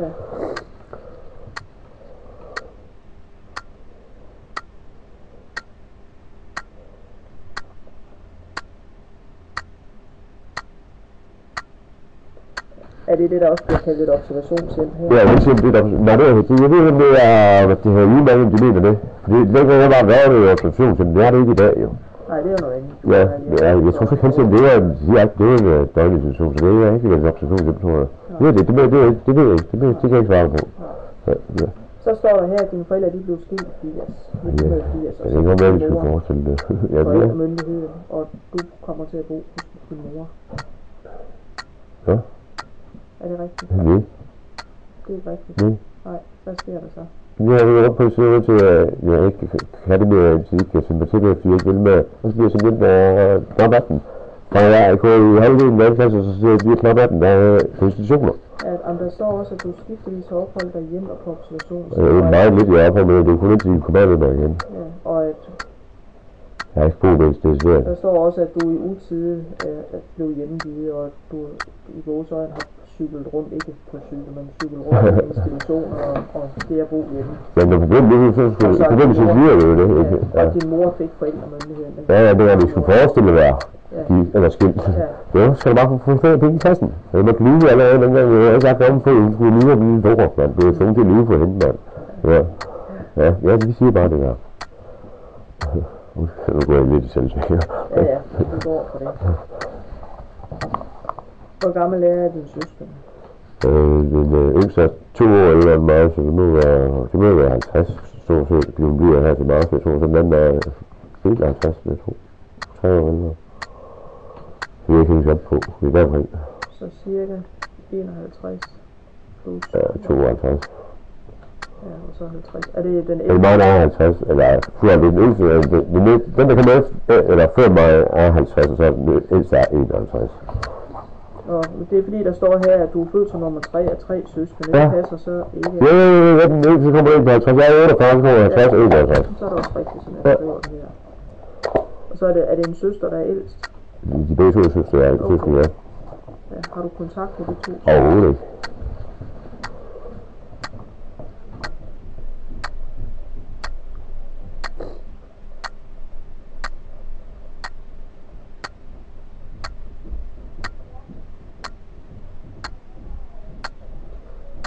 Så i forhold til voksen tilværelse, altså der er jo sket meget siden 99. Har du været gift på noget tidspunkt?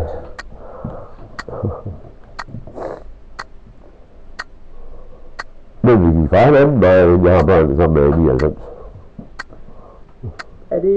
Januar 99 gik vi fra hinanden. Ja, det kan jeg så se. Det, der står der oplyser, at du indtil januar 99 i cirka 5 år boede sammen med en 25-årig kvinde.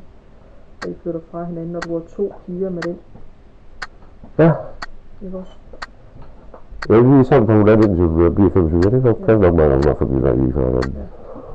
Så skal vi til at regne, hvor gamle er de piger i dag? Ja, det ved jeg da. Det er jo lige 10 og så 19. Eller, ja, 19. 19 og... 20,5 og 19. Der er halvandet år forskel på dem. Hun bliver 21, og så bliver hun, ja, 20,5 år efter. Ja, så halvanden år forskel, ja. Har du kontakt med de 2? Ja, nej. Det er ikke lever for mig. Ja, det har jeg sgu måttet kæmpe for at holde den. Det lykkes.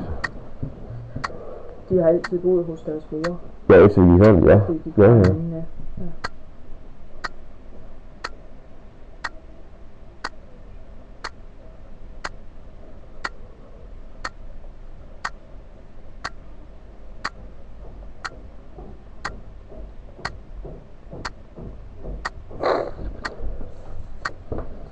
Bor du alene i dag? Ja, ja.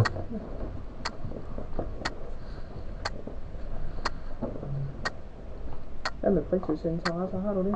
Ja, lidt, men jeg har råd til det, så kan jeg ikke. Jeg har godt lide at gå i naturen, så det har jeg råd til. Det koster jo ingenting. Så er det er det bedste, det er ikke artigt. Men det er vel også godt for helbredet, ikke? Ja, det men det er dyre, fordi det er smart, så jeg er også meget andet, jeg har sgu ikke råd til. Har du kammerater? Nej, meget lidt. Jeg har en, fordi jeg har sorteret alle de andre kammerater fra de gamle miljø fra, for at jeg skal ud i det igen. Sådan det. Ja. Det er jeg sgu nødt til. Så har du ryddet op? Ja, nej. Jeg har det ret kedeligt, lad mig sige sådan. Men det er måske godt nok. Ja, det er fint, men det er fint. Jeg har det fint med det. Ja, hvis jeg skal jeg ikke mere i den boldgade. Det har jeg vist haft for i, ja. Hvad med din boligforhold? Jeg bor i en 2 år. I hvad, siger du? I en 2 år. En 2 år, ja. Er det en boligforeningslejlighed? Ja, ja. Ja. Jeg skal gå til noget selv. Ja, nej, det kunne også være en privat lejlighed. Så har vi ikke fået boligtilskud og alt muligt indskud og sådan noget. Så nej, det er ikke nogen til at gå i privat. Hvor mange år har du boet her? Sige 2011? Nej, det passer ikke. Det vil sige 2012. Midt i 12. Oktober 12, tror jeg det var. Så ikke passe. Jeg flyttede derude. Så du cirka oktober 12. Ja, jeg flyttede til det her, det var boet nu. Ja. Hvad er der? Der er stue og soveværelse, køkken og bad. Stue og soveværelse kombineret stue og køkken. Og så soveværelse og bad. Sådan lidt.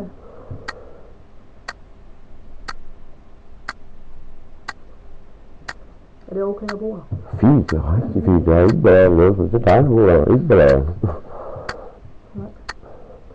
Og så har du bostøtte. Ja. Hvorfor har du så bostøtte? Det er valgt, fordi det er bare godt at have nogen, der til hjælp, så man ikke rigtig kan finde ud af det her. Fordi hvis det er hovedet, ikke lige over. Så det bedste er at have bostøtte.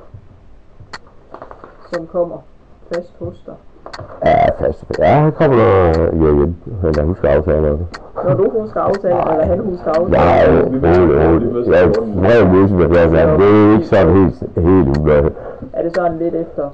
Nej, det er simpelthen den måde, vi bliver bestilt på. Vi bliver bestilt... Og nu tænker jeg, nogle gange, så er der nogle faste aftaler om, at det er 1 time om ugen, eller... Ja, og det har vi ikke. Ja, det er det bestemt, men det har vi ikke. Og så... På grund af det, ja. Det er det, han visiterede til, så... Ja, vi har sagt til det, så han har så travlt, og jeg har til meget til meget, der har været tid. Men jeg har også været bostøtte for...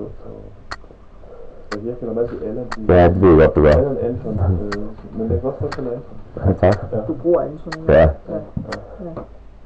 Og jeg har kendt Anton i rigtig mange år efterhånden. Jeg har så. Ja, vi havde en pause, hvor vi så, så det er sådan noget. Jeg har ikke særlig fået det først rundt, men jeg kan se det. Hvor mange år er det? Det siger 2003, som siger. Ja, du har nogen kommet til 4 eller sådan noget. 4 stykker, ja. 4 tror jeg i hvert fald, jeg har lige prøvet først. Så har du været bostøtte i så mange år? Ja, jeg har så været inde i mellemtiden. Det var den anden kategori, der hed lokaltilsyn. Og det var på den anden måde, og det var ugenligt.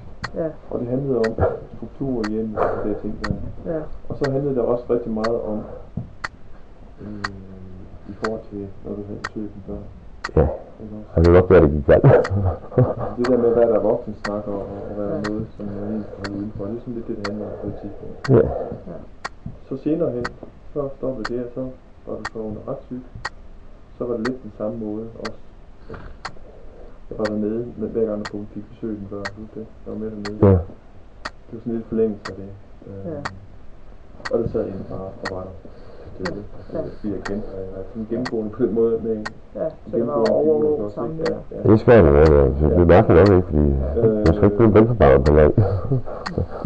Så var der en periode, hvor jeg ikke var bostøtte med dig, og det kan jeg slet ikke huske, når det var. Jeg kunne finde det. Ja, det har vel været rart, da jeg kunne dumt, der var du ikke vel ude i billedet. Ja. Det er ikke sidste 2006. Ja, 2006, 2007, sådan noget, og så kom jeg igen på igen her i 12. Ja, der er fuldt sværgen, ja. Og der blev du genvisiteret ved os, og da jeg så kendte dig fra tidligere, så tænkte jeg, at jeg ned og besøge dig. Så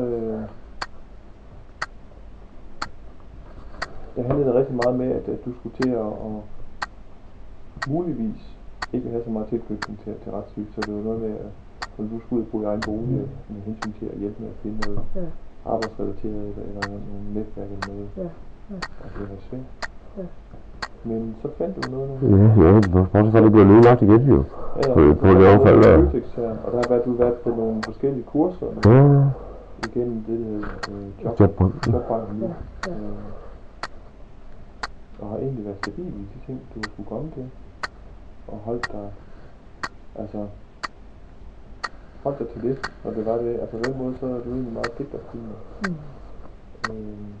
Og vores aftaler, du så ikke sådan helt skidt dem ud på den måde, at du skal et eller andet eller noget. Men du overholder faktisk rigtig meget dine aftaler. Det ved jeg, prøver jeg. Jamen det synes jeg faktisk, du gør. Men hvad går støtten så på i dag? Støtten går på, at hvad er det, jeg tager med i dag? Tager med i dag, sådan noget som det her, ikke? Jeg vil godt sige, som det er, så her det kunne jeg sige. Siden før du vidste, at jeg kunne komme med, så var du meget på køre.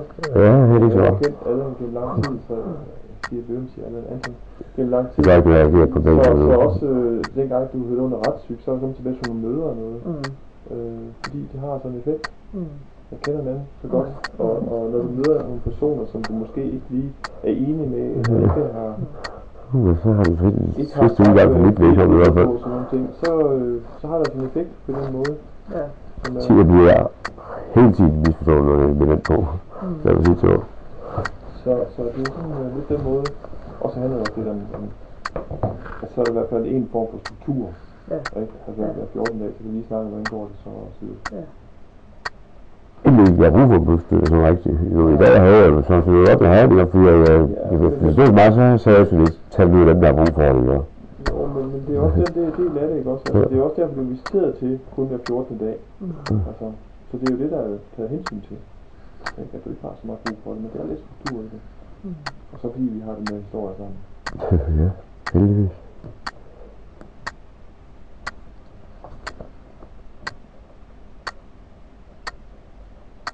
Fordi du kan jo selv tingene. Det er ikke noget problem. Det er bare et problem med det system. Altså systemet næste, jeg misforstår mig, så har jeg et problem. Så får jeg et problem. Ja, så er Niels god til lige at prikke til dig, og så stopper du lige lidt. I stedet for at fuldstændig selvsvigt, så er det en bror her. Ja, fordi jeg fyldt meget for det her. Ja, det er det sgu da. Altså bare sådan noget som det her møde her, ikke også? Og du synes, at der er nogle uretfærdige ting i det. Ej, hvorfor? Og der er jeg sådan ligesom sagt, prøv at lytte til det først, ikke? Så må du bestemme derfra. Sådan lidt. Jeg har ikke haft en bosøger, hvor de gamle vilde har rykket andre hoved i hele år, men for helvede, så har der været en sag, det ikke. Det synes jeg ikke, det er sikkert en. Altså, undskyld, jeg siger, det synes jeg virkelig. Ja, det sagde du jo til mig. Ja, men jeg synes, det er ressourcespil i din tid, og andres tid og penge, ikke? Fordi det er ganske unødvendigt. Det synes jeg. Det er simpelthen ressourcespil og spille penge. Ja, nu skal vi være selvsving igen. Ja, altså det er jo igen det der med at adskille tingene, og så sige, at nu sidder vi her, som Niels også siger. Og den der, hvor du er i retten, der vil du også gøre det bedst, hvis det er sådan, du har Niels med, og sådan lige sådan kan kigge lidt på dig en gang imellem, og så tage det for det, det er. Ja, det er. Vi havde et afslutningsmøde på Retspsyk også, hvor du var også der havde du også rigtig mange ting, du gerne ville egentlig sige nogle retfærdighed fra side, og jeg kunne godt se på papiret, det var sådan retfærdighed måske, men så det der med at ligesom vælge fra at sige, men løb der noget. Ja. Og du havde da det mest rolige møde nogensinde, og du havde en rigtig god samtale med psykiater, afsked og så videre. Så man kan have nogle andre oplevelser ud af det, på den måde. Ja. Og nej, det fik ikke ret. Nej. Men det er ligesom lagt ikke det noget lidt ud af billedet igen. Ja. Og så synes jeg faktisk, at det, man kunne se på dig, der var det utrolig lettelse. Altså, og slet ikke, når man hører med Retspsyk. Ja, for fanden, jeg har kæft, jeg har 15 år med slet for mig. Det er jo heldigvis, vi sidder igen. Det er det, der gør det hele, inden vi kører rundt over i hovedet. Der er det færdigt, synes jeg. Og det er måske også det, når vi kommer til at snakke om helbred. Jeg siger også... Fuck det, så jeg skal ikke have nogen behandling, så det skal jeg fandme lidt fængsel i deres samfundsting, og jeg er også i det, jeg kommer ud, jeg er fuldfyldt, og så var overstået, mand. Ja, hallo? Jeg er jo slot tålet til i fængsel. Men måske også derfor, jeg sidder med det, jeg kalder en samtykkeerklæring, at det der med at få din tilladelse til at kontakte retspsykiater. Det får jeg ikke lov til. Ja, det er jo din. Fordi jeg er en masse lort, der står i en psykiater, så det er rigtigt. Men du kan også vente om og så sige... Du spørger ham, han ved ligesom også meget syg. Ja, undskyld. Når du Niels fortæller det, han gør i forhold til, at du egentlig har haft en god afslutning, og det er et afsluttet kapitel. For det her, det vil jeg gerne videre i mit liv, og det er et færdigt, det der. Så tænker jeg jo, at det vil være rigtig godt og hensigtsmæssigt i forhold til også at få det bedst muligt videre. Jeg får samtykke til at... Det får jeg ikke. Det er ikke den måde, jeg kommer bedst videre på. Det er det ikke. I vores øjne, det bestemmer du. Ja, undskyld, men det er meget meget. Det var noget andet, hvis du havde i vores øjne smækket på dørene og fucked op med det hele og så videre. Og ligesom at det har været en rigtig sur afslutning på det kapitel. Men Niels fortæller mig, at det er afsluttet på en god måde. Det vil sige, det er jo det, jeg får at vide. Det er jo, at i vores øjne, ja, der har været nogle uheldige ting. Du har været på en rejse fra, at du har lavet noget masse lort af alt muligt, som jeg ikke ved noget om, til der, hvor du bliver afsluttet i retspsykiatrien. Det vil sige, der er en grund til, at du bliver afsluttet. Så det er jo, prøv at høre igen, det er jo også noget med ligesom at vise et andet billede af dig. At, jeg vil sige, hvis det havde været afsluttet på den måde, at de bare har sagt, skriv, vi gider ikke se dig mere, vi overgår ikke se dig mere. Du kan ikke få noget godt ud af at følge noget forløb her. Men det er jo ikke det, jeg hører. Jeg hører præcis, Niels siger det modsat. Jeg har så mange ting, at misbruge til det. Men det er ikke det, du skal høre. Du skal høre mig sige, at ja, der er mange... Det er ikke det, fortælle dig i stedet for. Nej. Jo, det er ikke. Ja, men det er ikke godt i forhold til retten, at du siger til mig, det må jeg ikke. Ja. Jeg siger til dig, og jeg vil gerne have, at du stoler på mig, og det kan du så få Niels til at fortælle os. Jeg siger til dig, at det vil vise et anderledes, mere nuanceret billede af dig, at det kan godt være, at der er nogle ting, der kommer frem, fordi de har jo også lavet et resumé, eller den psykiater har også lavet et resumé om det, du har været igennem. Men han slutter jo også af med at sige, nu er du kommet dertil, hvor du ikke skal være tilknyttet det system mere. Ja, det var fint. Derfor siger jeg til dig, at som jeg ser det, vil det være godt, at retten også får det billede af, at... Det har han aftalt, bare roligt. Ellers så... Det er ikke noget på det. Nogle gange, så skal man også enten holde sin kæft, og så høre lidt efter, fordi der kommer altså også nogle gange nogle argumenter også selv. Ja, det var det. Jeg har sgu ikke noget af det, hvis det er gode argumenter, der kommer. Det er fandme ikke det, hvis jeg føler, jeg er ret fuldstændig ret. Jeg vil have en underskrift. Godt. Boligforhold, helbred. Ja. Dit fysiske helbred. Det gør det til, at jeg fik tæsk af 2 vagter. Hvordan er det fysisk? Jeg forholder mig. Jeg må godt blive af det partiforløb der for at få skålet op, fordi jeg kan ikke være lige spærre hovedpine, jeg har. Så for fanden, det kan jeg holde det 3 dage. Prøv at fortælle mig, hvordan er det fysiske helbred nu? Nu? Ja, ikke hvor det kommer fra. Elendigt. Altså, ikke, det bliver sådan, det er godt. Det er jo spørger, og det er hovedpine, ja. Jeg er lidt træt af. Jeg håber, at det går væk på det tidspunkt, men så er det måske meget resten af livet, ja. Det håber jeg faktisk ikke, at jeg ikke hjælpe mine fætter ved, at jeg plejer 20-30 år og sådan noget, det kan jeg ikke mere. På grund af hovedpinen? På grund af det grund, det står ude i skulderen, jeg er helt vildt hvis jeg løfter for tunge ting. Det er et job i en situation, hvor jeg ikke er vanskelige unge mennesker, kunne jeg sagtens snart, for jeg skal ikke løfte tungt, vel?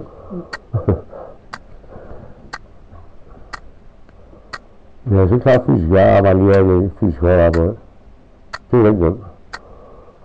Ellers er noget, du vil supplere med der? Nej, ikke andet, at du må være glad for det der med, at du samtidig har hjulpet dine fætter og sådan med at flyve træ, og det var vigtigt for dig, det der at have noget. Ja. Og det jeg blev ansat til dengang, det var dybt set for at hjælpe med at få noget. Ja, altså selv så for at spænde arbejde, som de sagde. Ja, præcis ikke, men også noget, hvor du kunne stå op til om morgenen, og ikke have den der følelse af at stå op til noget, og være en del af noget, ikke? Ja. Og du har faktisk rigtig meget brugt det der med at tage ud og hjælpe dine fætter der med at købe andre. Ja, det er igen stort set i halvandet år. Men det er jo også et netværk, man får på den måde. Ja, det bliver jeg nødt til at holde med det netværk, og det er ikke noget, jeg står fordi, altså, det var faktisk god nok, fordi det var der udstedet fra nogen, det ville og lave dummer. Så er det psykiske helbred. Ja. Hvis du nu... Skal jeg ærlig, eller hvad? Ja, det skal du da. Så har jeg det fint, og jeg får det ikke bedre at få behandling for i hvert fald. Nej, jeg har fået det rigtig medicin. Det fik jeg langt med 47 år siden. Nu har jeg fået det, så jeg har ikke brug for det. Det er dejligt. Hvad har du af diagnoser? Jeg har diagnoser. Hvad fanden er det? Det er en navn, jeg er magisk, og så er det helt. Det var lidt lang tid at finde ud af. Men det er det, jeg har som diagnose. Prøv lige at sige det igen. Bipolar mani. Ja, jeg har kun den magiske sige påstående. Ja. Og så har jeg ADHD. Ja. Der er praktik, så skulle det være en ADHD. Det er jo praktik også. Ja, det er også for at snakke, for jeg synes, at jeg altså, jeg er godt nok et begge af hjælp med noget. Skal vi lige være tænke på, hvad jeg sagde? Det skal jeg løs. Så tager jeg sammen. Ja.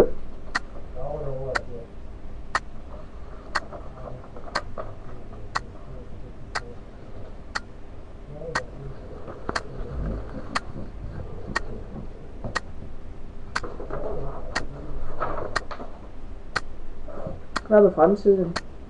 Jeg skulle prøve at lade være med at gøre sådan noget, at fedt, fordi synes jeg er en idiot. Når man siger sådan. Jeg skal bare slappe af og hygge mig og passe på mit barn. Og ikke lave noget, som de bliver glade. Okay, ja. Det er lige prøve at træne. Så til at komme det. Og så var du også lige så glad, at du har fået et arbejde. Ja, det skulle da være. Jeg synes, det er så glad i lang tid. Inden de havde noget stop til det. Hvad var det for et slags arbejde? Det var opfylder. Ja. Skolejob, ikke? Det er skole inden et skolejob. Ja. Det var så bare det var en praktik. Ja, som jeg skulle have en måned. Ja. det er ret med at få det igen, når jeg snakker med ham. Det er lige så lige meget, men hvis jeg kan klare det. Hvornår var det, du var i Føtex? Nu glemte jeg selvfølgelig ikke selv, som jeg vidste, at jeg skulle huske, så vi havde et pas. Og det var det sidste mål, jeg tror jeg det var. Det sidste var, der var lige starten, der var på besøg sidst. Og så var der to i det, og så startede man, så nej, fandme ikke den smerte, det kan ikke holde ud. Det var ikke mere. Det skal nok passe, det skal nok blive andet, det er rigtigt, den 15. oktober til den 14. eller sådan noget, skal jeg praktik. Ja, så, ja, det er tænkt, det er først i oktober. Det er jo lige en gang tilbage. Ja, det så gør det. Og det var simpelthen for hårdt. Det er ikke hårdt, det gjorde ondt. Ja, det var det, ja.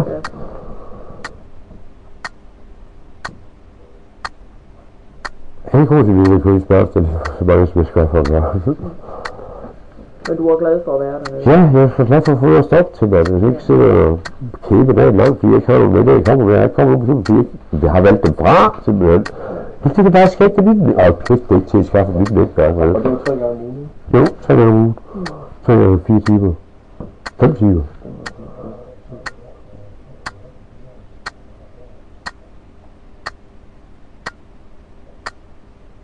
Jeg er faktisk rimelig glad for, at bortset fra pisse ondt. Men jeg blev sgu nødt til, at det kunne jeg ikke. Jeg skulle finde mig så mange penge for at holde det, kan jeg fandme ikke. Det kunne ikke have været nogle færre timer. Det hjælper ikke noget, altså det smager hvad det er. Jeg kunne sagtens blive fortsættende, så jeg piller helt vildt, og det giver mig ikke. Jamen, det kunne godt være noget, at 15 timer om ugen var for mig. Og det er ikke for mig, hvis jeg ikke havde været udsat for det, så havde det ikke været for mig. Så er det ud. Så er det ikke passende, så vil jeg sige, hvis jeg kommer til for mig, og så videre. Jeg har været lavet for jeg så får ikke taget på arbejde, så jeg arbejder til det, som jeg ja. Det er ikke noget problem at tage 5 timer om dagen, 3 gange om ugen. Og stadigvæk er en mulighed, når de helbredte bliver bedre. Det tror jeg, de vil blive lidt glade for, de 3 gange om året. Kørte du også rundt, som du gør nu, som at du ud af alle tangenter og så videre? Nej, jeg er ikke stresset på det tidspunkt. Jeg er glad. Altså, jeg har ikke set i lang tid. Nej. Anton sådan her, altså det er jo netop fordi, der kører noget op, ikke også det, når man kører toforslag, behandlet og så videre, det er jo samme tider med ja, under retstyk nogle gange, ikke også, ikke? Der er nogle ting, der kører op, ikke? Altså, der er så rigtig meget rundt, tankemøller og så videre. Så var det et pis på at blive vigtiliseret, misforstået, hvad det fandme til at det bliver først galt, eller hvad? For man først brød og røv og piller på det. Du havde jo også et eller andet sted, der gik også kunder inde i Føtex og så videre. Jeg ved det. Jeg har sgu pissegod til sådan noget. Jeg har faktisk følt mig, at jeg er pissegod til, at jeg gør mit arbejde eller sådan noget. Jeg var det, jeg tror, at jeg ikke kunne fortælle, hvor ting det var. Jeg blev talt på mange år, og lige dejligt, det er svært, at jeg må finde dem, eller spørge om eller sådan noget. Ja. Men det er jo også okay, så ja, selvfølgelig. Det er jo ligegyldigt, hvem. Jeg er fuldstændig muligt. Jeg vil snakke med alle, mand. Det er det, der er problemet. Nej, det er jo ikke problemet. Nej, det er ikke et problem. Der er nogen, der synes, det er et problem, måske. Godt. Prøv at se her. Vi har snakket lidt om din opvækst. Jeg tager dig ud her fra den gamle personundersøgelse. Jeg har snakket om dine forældre og din søster, men du har ikke kontakt med din søster. Ja, jeg har lidt kontakt med hvornår jeg skal det. Jeg har ikke sagt til dig. Det er bare som jeg har kontakt med min mor. Det kunne være ret, at jeg skal lave en hund. Hvad for noget siger du? Hvis jeg er det på, at vi skal lave en hund de sidste 2 dage. Så er det godt, du har den. Nej, det er sgu rigtigt. Voksenliv, du har aldrig været gift. Du har 2 piger på 20,5 og 19. Og du har meget kontakt med pigerne. Ja, så meget som muligt. Du har sorteret ud i den her omgangskreds. Helt. Det var helt væk. Så bruger jeg, du havde en. Ja, så var helt spækt nyt på alle andre. Du har vel også fætteren, har du ikke? Ja, det er ikke...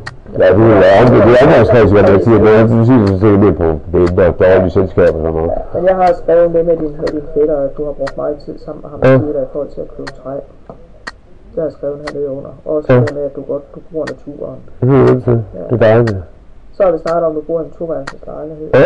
Boligforeningslejlighed, der har du boet siden cirka oktober 12.